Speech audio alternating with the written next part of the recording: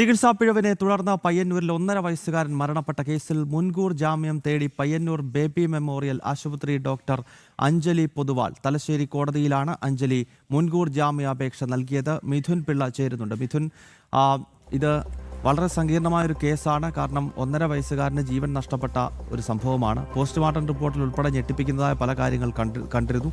ഈ സാഹചര്യത്തിലാണോ പിടിവീഴുമെന്ന് ഉറപ്പായ പശ്ചാത്തലത്തിൽ മുൻകൂർ ജാമ്യം തേടിയിരിക്കുന്നത് ഈ ഡോക്ടർ?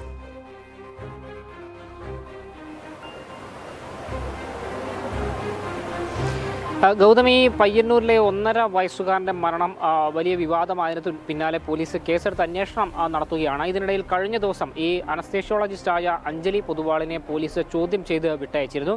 ആ സമയത്ത് അവർ നൽകിയ മൊഴി തൻ്റെ ചികിത്സയിൽ പിഴവുണ്ടായിട്ടില്ല, അനസ്തേഷ്യ നൽകിയതിൽ പിഴവുണ്ടായിട്ടില്ല എന്നാണ്. പക്ഷേ അതിന് തൊട്ടു പിന്നാലെ ഇപ്പോൾ തലശ്ശേരി കോടതി അവർ സമീപിച്ചിരിക്കുകയാണ്. മുൻകൂർ ജാമ്യാപേക്ഷ തലശ്ശേരി കോടതിയിൽ നൽകുകയും ചെയ്തിട്ടുണ്ട്.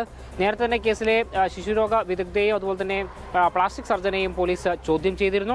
വിദഗ്ധ സമിതി, ജില്ലാതല വിദഗ്ധ സമിതി കഴിഞ്ഞ ദിവസം ജില്ലാ മെഡിക്കൽ ഓഫീസറുടെ ഓഫീസിൽ യോഗം ചേർന്ന് ചില തീരുമാനങ്ങൾ എടുക്കുകയും ചെയ്തിരുന്നു. അതിൽ ഈ അനസ്തേഷ്യ നൽകിയതിൽ പിഴവ് പറ്റി ചികിത്സ വൈകിയെന്നടക്കമുള്ള പല കാര്യങ്ങളും നിഗമനത്തിലേക്കും മറ്റും എത്തുന്ന ഒരു സാഹചര്യമുണ്ടായി. അതിലും ഈ പിടി വീഴുമോ എന്നൊരു സംശയം ഡോക്ടർക്കുണ്ട് എന്ന് തന്നെയാണ് ഇതിലൂടെ മനസ്സിലാക്കാൻ വേണ്ടി സാധിക്കുന്നത്. അതിൻ്റെ അടിസ്ഥാനത്തിൽ തന്നെയാണ് ഇത്തരത്തിൽ മുൻകൂർ ജാമ്യം തേടുന്ന ഒരു രീതിയിലേക്ക് കാര്യങ്ങൾ പോയിരിക്കുന്നത്. സ്വാഭാവികമായും അറസ്റ്റ് ചെയ്യപ്പെടുമോ എന്ന ഭീതിയില്ലെങ്കിൽ മുൻകൂർ ജാമ്യാപേക്ഷ നൽകേണ്ട സാഹചര്യമില്ല. പക്ഷേ പയ്യന്നൂരിലെ ആരോപണ വിധേയയായ അനസ്തേഷ്യോളജിസ്റ്റ് അഞ്ജലി പൊതുവാൾ ഇപ്പോൾ മുൻകൂർ ജാമ്യാപേക്ഷയ്ക്കായി സമീപിച്ചിരിക്കുകയാണ്. അതിലും ഈ കേസിൽ പിടിമുറുങ്ങുന്നു എന്നതിൻ്റെ സൂചന തന്നെയാണ് ഈ ഒരു മുൻകൂർ ജാമ്യത്തിന് ശ്രമിക്കുന്നതിലൂടെ മനസ്സിലാക്കാൻ വേണ്ടി സാധിക്കുന്നത്. ഗൗതം, ഓക്കെ.